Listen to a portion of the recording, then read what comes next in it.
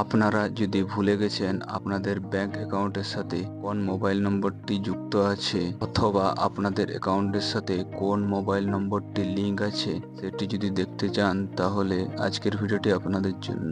প্রথমে মোবাইলের Chrome ব্রাউজারটি open করে নেব। ওপেন করার পর এখানে সার্চ করব PFMS।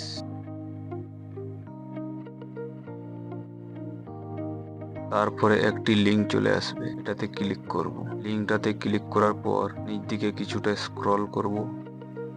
তারপরে নো ইওর পেমেন্ট এই অপশানটাতে ক্লিক করব।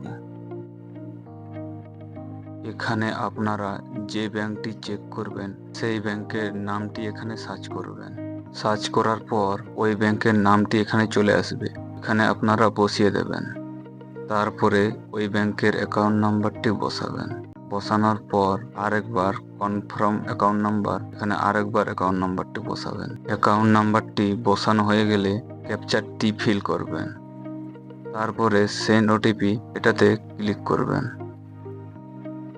এই দেখুন আমার ব্যাংক অ্যাকাউন্টে যে মোবাইল নাম্বারটি লিংক করা আছে সেটি এখানে শো করছে। আপনাদেরও যে মোবাইল নাম্বারটি লিংক করা থাকবে সেই মোবাইল নাম্বারের লাস্ট 3টা ডিজিট এখানে শো করবে। এইভাবে আপনারাও ব্যাংকের যে মোবাইল নাম্বারটি লিংক করা আছে তা চেক করতে পারবেন খুব সহজেই।